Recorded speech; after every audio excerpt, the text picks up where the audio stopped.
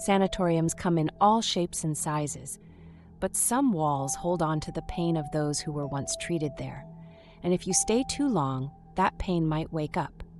Mark was finishing med school when he and 2 fellow students were sent for a month-long clinical rotation in a small provincial town. The housing offered was unusual: an abandoned Soviet-era sanatorium, technically under reconstruction, but in reality it was just a crumbling ruin. They were given rooms on the 2nd floor. There was barely any electricity, the heating came from an old radiator, and the water pressure was erratic. Still, the place was surrounded by pines, and it was quiet. During the first week, nothing seemed off. But then Mark noticed something strange. Every time he came back from the clinic, the sheets on his bed were creased, like someone had been lying there. His friends joked it was just the wind, or maybe a friendly ghost. One night, he was woken by a sound. Footsteps above him, but they had been told the 3rd floor was closed.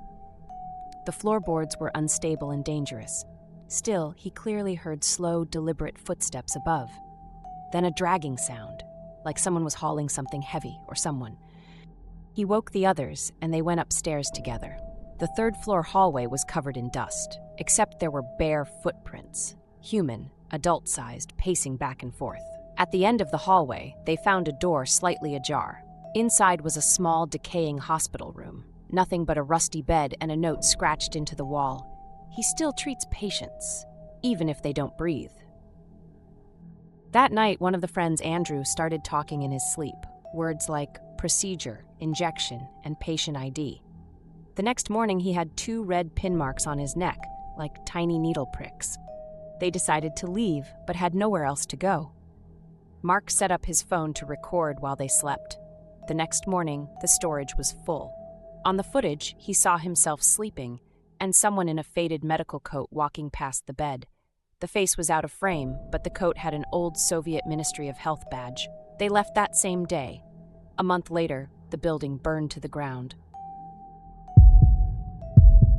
Some subway stations are closed, some are under construction, and some no one is supposed to know about. Edgar worked as a systems technician for the city's metro. He dealt with schematics, wiring, and maintenance calls. One night, he was assigned to check motion sensors in a tunnel between 2 southern lines. He went down after hours alone with a flashlight and toolkit. It was supposed to be a routine walk. But halfway through the tunnel, he saw a metal door he didn't recognize.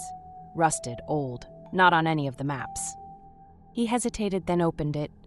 Behind it, a staircase, leading down. At the bottom was a platform, an entire subway station, dark and empty. Cracked tile, dusty benches, no nameplate, just one sign, do not enter, no stops. And yet, within seconds, a train approached. The train pulled in slowly. It was empty. The lights inside flickered yellow. Edgar stood still, but then a voice echoed from inside. Engineer, descending to level 94. It was like someone had been waiting for him. He stepped in. The train moved downward, not along the main track, deeper, through tunnels and platforms that weren't on any city plans. At each stop, he saw figures, pale people standing perfectly still, some in torn suits. One had his eyes bandaged, another had no face. When he tried to get off, the doors didn't open. A cold voice said, "Exit unavailable, end of line only." Edgar woke up the next morning in his own bed. His clothes were stained with soot. In his coat pocket was a token, old metallic. It read, "Service complete, return denied." He quit his job the next week, but sometimes, standing on crowded platforms, he hears something, a whisper over the intercom. Doors will remain closed. Some houses look abandoned. That doesn't mean no one lives there.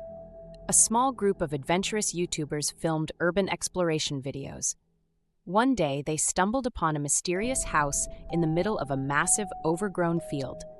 There were no driveways, no neighbors, and nothing about it was found online. It seemed like the perfect find for their channel's content. They arrived in the late afternoon. The house appeared to be crumbling, its windows boarded up, yet the front door was invitingly ajar.